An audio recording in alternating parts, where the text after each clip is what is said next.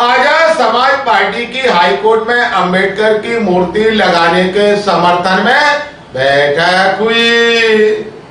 ग्वालियर में आजाद समाज पार्टी कांसीराम और भीम आर्मी की संभागीय कार्यकर्ता बैठक एक होटल में आयोजित हुई। बैठक में ग्वालियर हाईकोर्ट में बाबा साहब भीमराव अंबेडकर की मूर्ति लगाने को लेकर मंथन हुआ। साथ ही इसी महीने में होने वाली भीमराव अग्निपथ महारैली की तैयारी को लेकर समीक्षा की गई। बैठक की अध्यक्षता आजाद समाज पार्टी के वरिष्ठ नेता दामोदर सिंह यादव द्वारा की गई। दामोदर सिंह यादव ने हाईकोर्ट में डॉक्टर अंबेडकर की प्रतिमा विवाद पर कहा है कि ग्वालियर के बाबा साहब के स्टैच्यू का मामला पूरे मध्य प्रदेश और देश में बड़ा मामला बन चुका है। हम प्रशासन के साथ सरकार को चेता रहे हैं कि जल्द से जल्द बाबा साहब की प्रतिमा लगाई जाए, नहीं तो यह मुद्दा अब देश में बड़ा आंदोलन बनेगा। BN राव को लेकर चल रहे अभियान पर कहा है कि BN राव का नाम मैंने कभी नहीं सुना। कितने लोग BN राव को जानते हैं? आज सबके दादा परदादा पिता माता और बच्चे बाबा साहब जानते हैं। किसी ने BN राव का नाम नहीं सुना है।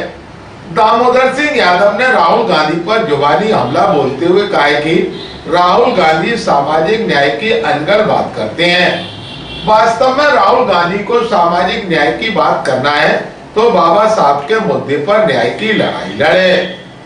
इसके लिए हमने राहुल गांधी को संदेश भेजा है, लेकिन वो मौन हो गए। मीडिया से चर्चा के दौरान आजाद समाज पार्टी के वरिष्ठ नेता दामोदर सिंह यादव ने कहा, बाबा साहब की स्टेच्यू का जो मामला है पूरे मध्य प्रदेश सहित पूरे देश के अंदर ये बड़ा मामला बन चुका है। आप सब साथी जानते हैं। इस मुद्दे पे हम आगाह करने के लिए आए हैं, प्रशासन के साथ साथ सरकार को चेताने आए हैं कि जल्द से जल्द बाबा साहब की स्टेच्यू लगाई जाए, नहीं तो ये मुद्दा पूरे प्रदेश के अंदर पूरे देश के अंदर आंदोलन के रूप में फैलेगा। ये BN राव का नाम मैंने कभी नहीं सुना।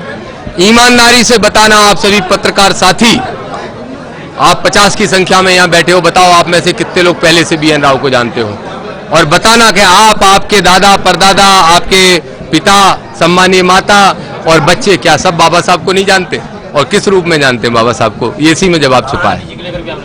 राहुल गांधी जी तो अनर्गल बात करते हैं सामाजिक न्याय की। अगर वास्तव में सामाजिक न्याय की बात करना है तो आए बाबा साहब के मुद्दे पे लड़ाई लड़े। हाँ, उन्होंने अभी 6-7 दिन पहले मेरे ही मित्र से पूछा और उनको बताया गया, उसके बाद वो मौन हो गए। और उन्हें मौन होना पड़ेगा क्योंकि उनकी पार्टी के अंदर सामंतशाही बैठे हैं जो बाबा साहब को पसंद नहीं करते।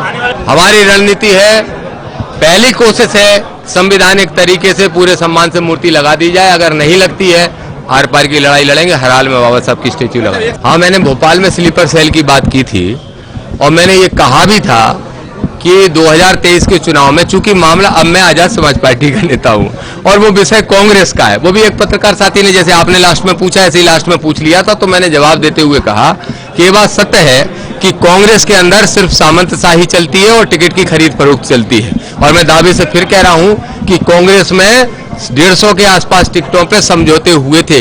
कहीं टिकट की खरीद फरोख्त हुई थी, कहीं सौदेबाजी हुई थी, कहीं समझौते हुए थे। मैं दावे के साथ कहता हूं। जहां तक बात स्लीपर सेल की है, तो चूंकि ये मामला दूसरी पार्टी का, तो मैं ज्यादा नहीं बोल सकता।